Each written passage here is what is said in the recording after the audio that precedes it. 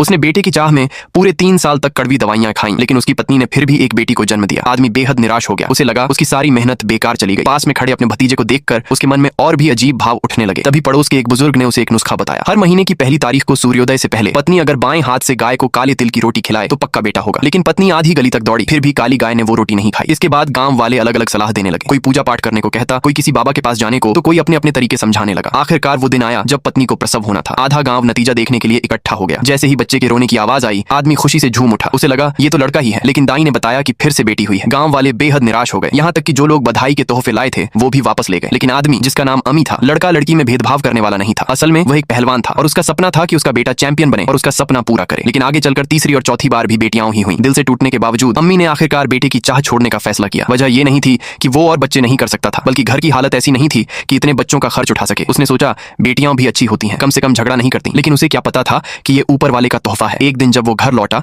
तो उसने देखा 2 लड़के बुरी तरह पिटे हुए थे। उसे लगा कि उसके भतीजे ने उन्हें मारा है, तो उसने गुस्से में उसे थप्पड़ मार दिया और माफी मांगने को कहा। लेकिन पत्नी ने बताया कि यह काम उसकी दोनों बेटियों का है। अम्मी को मजबूरी में खुद माफी मांगनी पड़ी। जब पड़ोसी चले गए तो उसने अपनी बेटियों को बुलाया। सबको लगा अब वो गुस्सा करेगा, लेकिन उसने उनसे पूरा सीन दोबारा दिखाने को कहा। इस बार बेचारा भतीजा फिर से पिट गया। अपनी दोनों बेटियों की ताकत देखकर पिता बहुत खुश हुआ, लेकिन अब उनकी आसान जिंदगी खत्म होने वाली थी। अगले दिन अम्मी उन्हें एक ठेले पर ले गया और उनकी पसंद की तली हुई चीजें खिलाई। जितना चाहो उतना खाओ, क्योंकि आज के बाद उन्हें पहलवान बनना था और इन सब चीजों को हमेशा के लिए छोड़ना था। दोनों बेटियां हैरान होकर अपनी माँ की तरफ देखने लगी, लेकिन माँ भी कुछ नहीं कर सकी। इसके बाद पिता ने उनका कड़ा प्रशिक्षण शुरू कर दिया। लेकिन वे लड़कियां स्कर्ट पहनती थीं, जो दौड़ने के लिए सही नहीं था। इसलिए पिता ने भतीजे से लड़कों के कपड़े लिए और पत्नी से पैंट काटकर शॉर्ट्स बनवाए। भारत में लड़कियों का इस तरह पैर दिखाना अच्छा नहीं माना जाता, इसलिए पिता के इस फैसले से दोनों बेटियां शर्मिंदा हो गईं। लेकिन पिता के डर से उन्हें मजबूरी में ये सब करना पड़ा। दोनों रोज सुबह 5 बजे उठकर कड़ी ट्रेनिंग शुरू करती थीं।